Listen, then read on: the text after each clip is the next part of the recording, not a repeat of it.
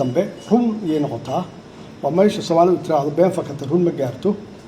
waxaan rabaa fursaddaas inaan qaato oo aan uga faa'iideysto in arrintaas aan uga hadlo bacdama runtii la siyaasadeeyay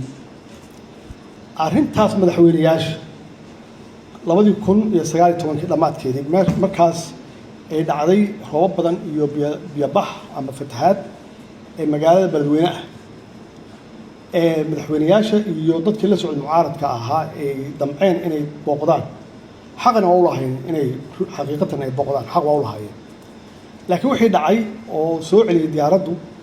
ma ahayn arrin siyaasadaysan ma ahayn markaan leeyahay technical markii arrintaas foosh xun ay dhacday oo aan runtii ka tacsiinay hadda naftigeeda oo aan really xaqiiqatan aan ka xumahay markii arrintaas dhacday yaan waxaan la hadlay Maxamed Cabdi Waare oo ahaa madaxweynihii Hirshabeelle waan ku yiri arrintan maxay tahay madaxweyne isagana xaqiiqatan waxba kama uusan runtii arrintan waxba kama uusan qayb kama ahayn wuxuu igu yiri madaxweynuhu saakay aroortii markaan maqlay inay madaxweynayaashu baxayaan oo ay tagayaan magaalada Beledweyne yaan waxaan wacay Amazon oo markaas haysata airportka Beledweyne dowladda federaalka ma maamusho airportka Beledweyne dowlad goboleedkuna ma maamulo oo Maxamed Cabdi Waare ma maamulo isaga naftigiisa wuxuu la hadlay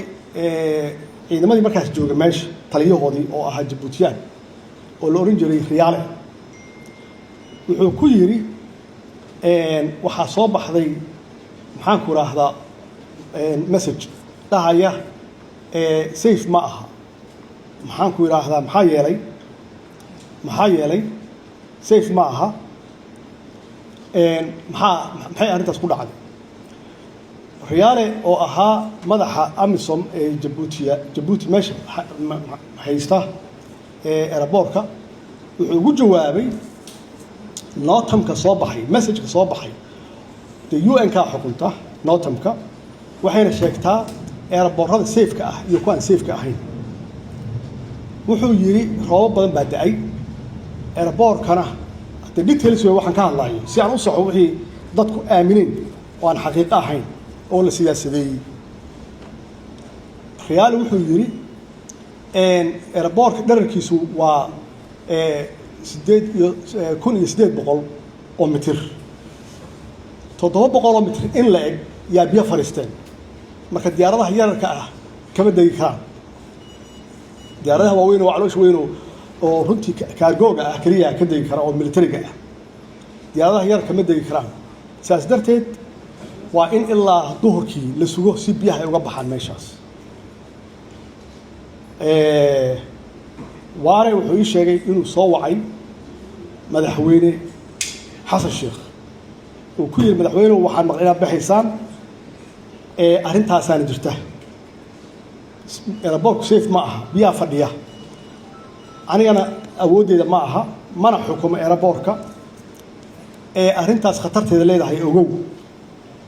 Xasan Sheekh wuxuu ugu jawaabay hadalkaasi ama afkaasi waa afkii farmaajo warkayga la har warkayga jooji waa tagaynaa hadda ogaada nootam waxa soo saaray UN-ka ciidamadii meesha joogay oo Jabuutiyaanka ahaa oo Riyaal ugu sareeyeen wuxuu yiri safe ma aha waa wax awoodda Waare ka baxsan iyo awoodeydaba arrintaas ay u dhacday oo diyaaradda loo soo celiyay kadib markii la kala gareeyay waa ku noqotay saas ay uga dageen wax